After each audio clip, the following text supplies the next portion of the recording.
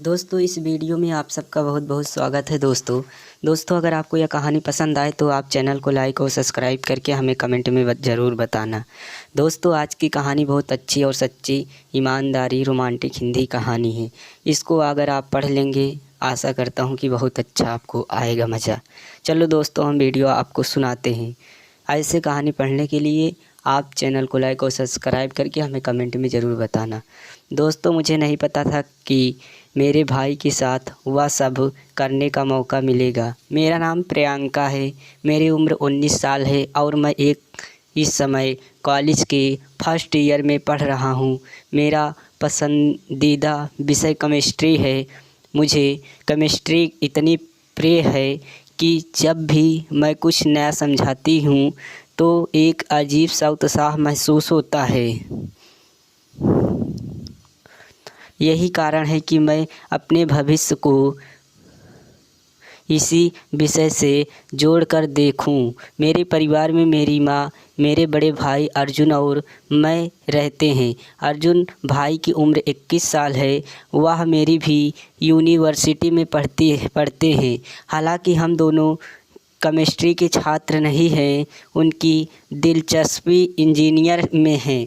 हमारे घर में सुबह का वक्त हमेशा भाग दौड़ में भरा रहता है। सुबह 9 बजे हमारी क्लास शुरू होती है और हमें समय पर पहुंचने के लिए 7:45 तक घर से निकलना पड़ता है। मेरे पापा और मेरी माँ हमारी सुविधा के लिए कुछ समय पहले एक मोटरसाइकिल खरीद दी थी। अर्जुन भाई हमें इसे चलाते हैं और मैं उनके पीछे बैठकर यूनिवर्सिटी जाती हूँ डेली।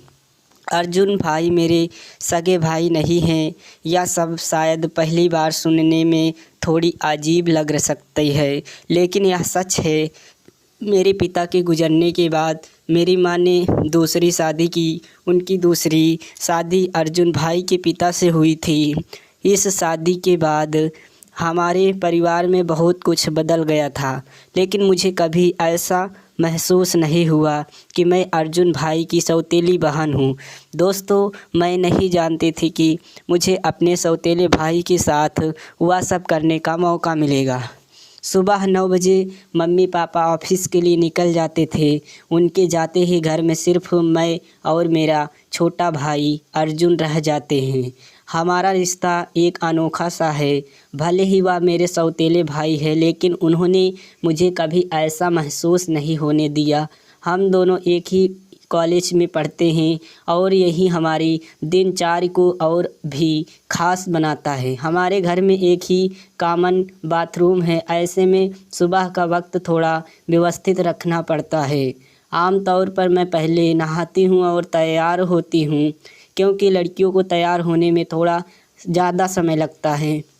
जब मैं तैयार हो जाती हूँ तब अर्जुन भाई वॉशरूम में जाते हैं और वह हर सुबह यह क्रम बिना किसी रुकावट के चलता रहा। तैयार होकर हम दोनों एक साथ कॉलेज जाते थे।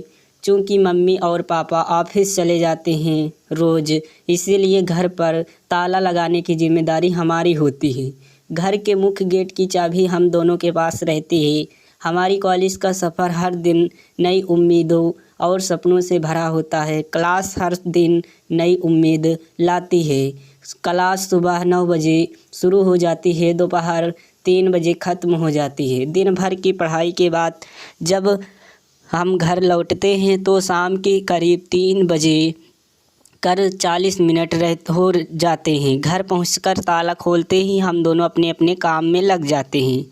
अर्जुन भाई कभी किताबों में खोते हैं तो कभी केमिस्ट्री में नोट्स बनाते हैं। शाम को करीब 6 बजे पापा और मम्मी घर लौट कर आते हैं।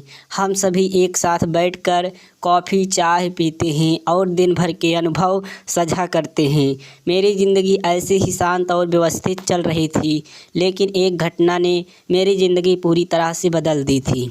अब इसे एक्सीडेंटल समझ लो या जानबूझकर हर दिन की तरह वह सुबह भी सामान्य लग रही थी। हमारा परिवार मम्मी पापा भाई अर्जुन और मैं हमेशा की तरह साथ बैठकर नाश्ता कर रही थी। तभी यह समय मेरे लिए ख़ास होता है, क्योंकि व्यस्त दिन की शुरुआत परिवार के साथ मिलकर करने का आनंद अलग ही होता है। मम्मी और पापा अपनी सरकारी नौकरी की तैयार हो रहे थे।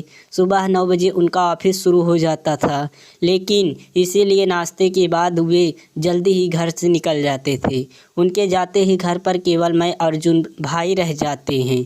हम दोनों की दिनचर्या भी व्यवस्थित थी। मुझे तैयार होने का 2 घंटे ज़रूर लग जाता था और भाई को भी जैसा हर दिन होता था।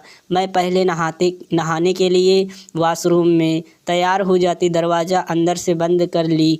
इस अंदाज से मुझे सुरक्षा और आराम महसूस होता है। उस दिन से भी सब कुछ सामान्य ही था। मैंने अपने पूरे कपड़े उतार कर साइड में रख दिए और शावर चालू किए। पानी की ठंडी बूंदें जब शरीर पर टकराई तो लगा जैसे सारा तनाव बह गया हो।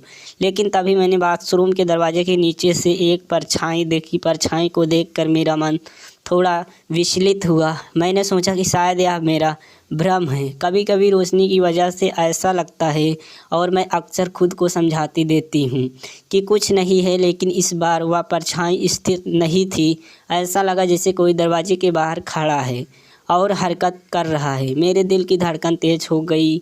मैंने खुद को शांत रखने की कोशिश की, शायद यह मेरा वहम हो। मैंने खुद को तसल्ली दी और शावर चालू रखा। चेहरे पर साबुन लगाते वक्त मेरी नज़र फिर से दरवाजे की ओर गई और इस बार मैंने देखा कि परछाई सच में हिल रही थी। मेरे अंदर डर और गुस्से का अजीब सा मिश्रण पैदा होने लगा। क्या कोई मुझे देख रहा था? लेकिन घर में तो सिर्फ मैं और अर्जुन छोटा भाई था। आशा करता हूँ कि यह कहानी आपको ज़रूर पसंद आएगी। अगर पसंद आए हो तो आप चैनल को लाइक और सब्सक्राइब करके हमें कमेंट में ज़रूर बताना। हम आपको इसी तरह कहानी डेली लेकर आएंगे। आप हमारे चैनल से जुड़ना ना भूलें। धन्यवाद दोस्तों। किसी नेक्स्ट वीडियो में हम फिर से मिलते हैं ऐसे कहानी लेकर। तब के लिए